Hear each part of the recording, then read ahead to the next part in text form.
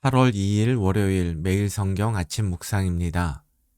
오늘 본문은 이사야서 54장 1절에서 17절입니다. 그 가운데 1절에서 10절 말씀을 잠시 너를 버렸으나의 제목으로 묵상하겠습니다. 첫 번째 단락의 제목은 이스라엘의 번성 약속입니다. 1절입니다. 잉태하지 못하며 출산하지 못한 너는 노래할지어다. 산고를 겪지 못한 너는 외쳐 노래할지어다. 이는 홀로 된 여인의 자식이 남편이 있는 자의 자식보다 많음이라 여호와께서 말씀하셨느니라. 잉태하지 못하며 출산하지 못한 너는 바벨론의 포로로 잡혀간 이스라엘을 가리킵니다. 홀로 된 여인은 남편을 잃은 과부가 아니라 아이를 낳지 못해서 남편에게 버림받은 여인을 뜻합니다. 그리고 이것은 바벨론에서 아무런 소망도 갖지 못한 채 비참하게 살아가는 이스라엘의 형편을 나타냅니다. 그런데 하나님은 이사야 선지자를 통해서 이스라엘에게 노래하라고 말씀합니다. 남편 있는 여인보다 홀로 된 여인의 자식을 많게 하듯이 하나님께서 이스라엘의 번성을 약속하셨기 때문입니다. 2절과 3절입니다. 내 장막터를 넓히며 내 처소의 휘장을 아끼지 말고 널리 펴되 너의 줄을 길게 하며 너의 말뚝을 견고히 할지어다. 이는 내가 좌우로 퍼지며 내 자손은 열방을 얻으며 황폐한 성읍들을 사람 살 곳이 되게 할 것임이라. 하나님이 홀로 된 여인에게 허락한 많은 자식들은 사방으로 퍼져나가 열방을 차지하고 황폐한 성읍조차 사람들로 가득하게 될 것입니다. 홀로 된 여인은 하나님의 약속을 믿고 하나님께서 주실 자식들이 생활할 거주지를 마련해야 합니다. 꿈 넘어 꿈이란 말이 있습니다. 이 말은 국민의 정부 시절 청와대에서 연설 담당 비서관을 지냈던 분이 즐겨 사용한 말입니다. 사람들은 무엇이 될지를 꿈꾸지만 정작 그 꿈을 이룬 후에 무엇을 할지를 생각하지 않는다 합니다. 그래서 꿈을 이룬 후 어떻게 살 것인지를 꿈꾸는 것이 중요하다란 의미에서 꿈 넘어 꿈을 꾸자고 말합니다. 저는 2절 말씀처럼 하나님의 약속이 이루어질 것을 믿고 아직 자식이 없어도 장막터를 넓히고 준비하는 것이 성도들이 가져야 할 꿈 넘어 꿈이라 생각합니다. 우리는 하나님께 기도할 때 어려운 형편과 문제를 해결해 달라고만 기도하지 하나님의 응답을 받은 후 어떻게 살 것인가에 대해서는 생각하지 않습니다.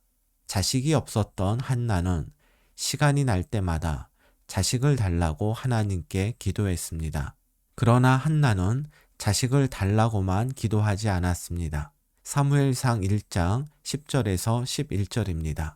한나가 마음이 괴로워서 여호와께 기도하고 통곡하며 서원하여 이르되 만군의 여호와여 만일 주의 여종의 고통을 돌보시고 나를 기억하사 주의 여종을 잊지 아니하시고 주의 여종에게 아들을 주시면 내가 그의 평생에 그를 여호와께 드리고 삭도를 그의 머리에 대지 아니하겠나이다.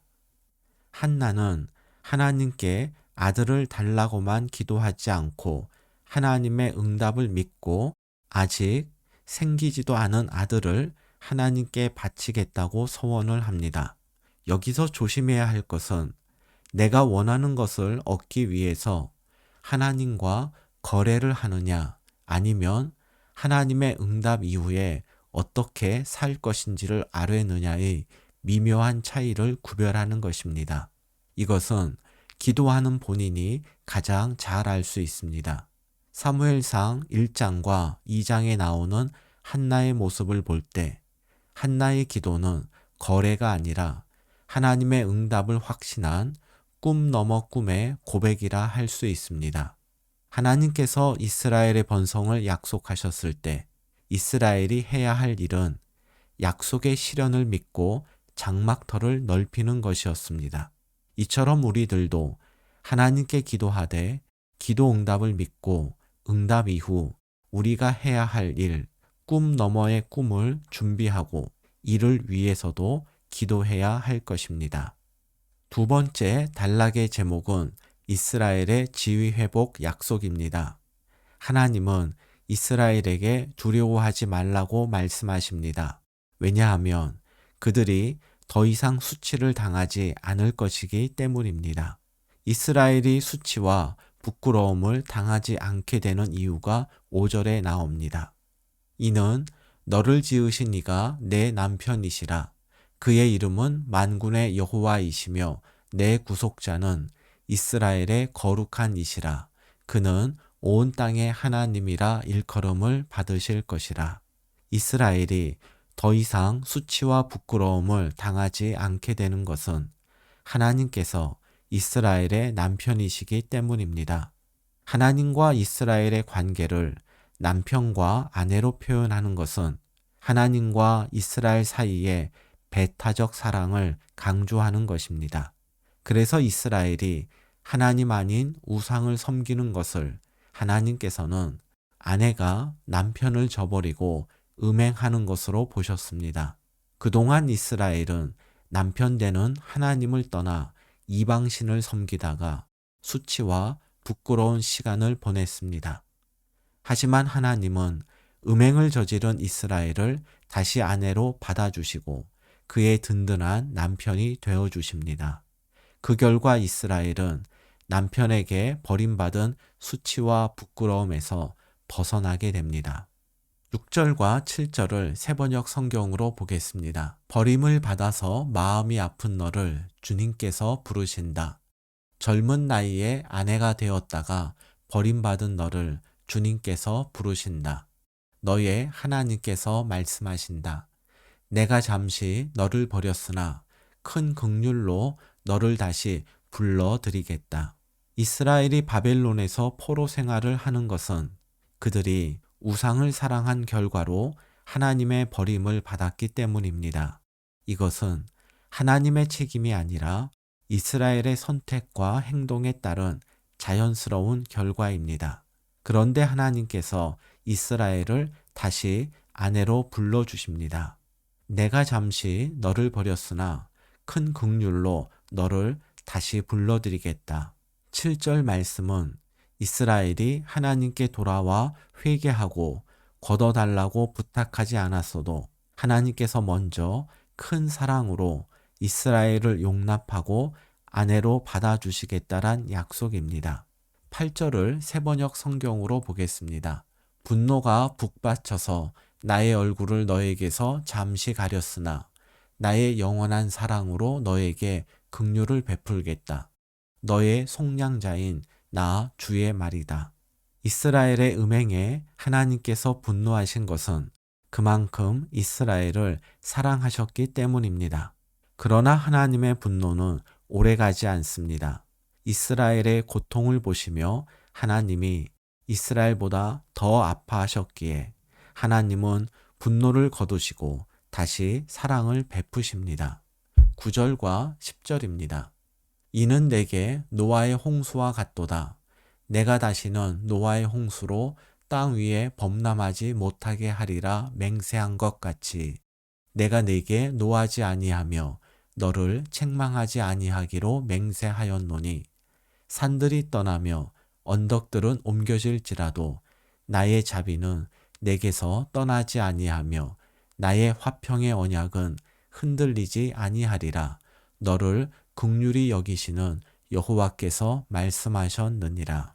하나님은 이스라엘 자손을 다시는 바벨론 포로와 같은 고난으로 징계하지 않겠다란 사실을 노아 홍수 때의 무지개 언약을 언급하며 약속하십니다. 오늘 본문에는 이스라엘을 향한 하나님의 극진한 사랑 고백이 담겨 있습니다. 황폐한 이스라엘에게 번성을 약속하시고 남편에게 버림받은 여인처럼 수치와 부끄러운 시간을 보내는 이스라엘을 다시 아내로 품어주시는 하나님. 힘겨운 시간을 보낸 그 아내가 안쓰러워 다시는 고통받게 하지 않겠다고 스스로 다짐하시는 하나님. 세상 어디서도 볼 수 없는 사랑으로 우리를 대하시는 하나님께 우리가 할 수 있는 일은 다시 하나님을 우리 마음의 중심으로 모시는 것입니다. 그 어떤 것 누구보다도 하나님을 사랑하는 것입니다. 세상의 마음을 빼앗긴 우리를 버리지 않고 포기하지 않는 하나님을 신뢰하며 하나님 편에 서는 것. 이것이 주님의 신부된 우리의 마땅한 도리입니다. 오늘의 말씀 요약입니다.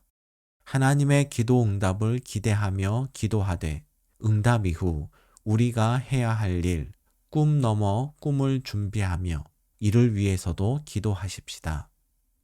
하나님이 우리를 버린 것과 같은 상황은 깨어진 관계를 회복시키는 하나님 사랑의 또 다른 표현입니다. 한 번도 우리를 실망시키지 않고 우리를 포기하지도 않은 하나님을 신뢰하며 그 품을 떠나지 않는 것이 가장 안전합니다. 오늘의 한 줄 기도입니다.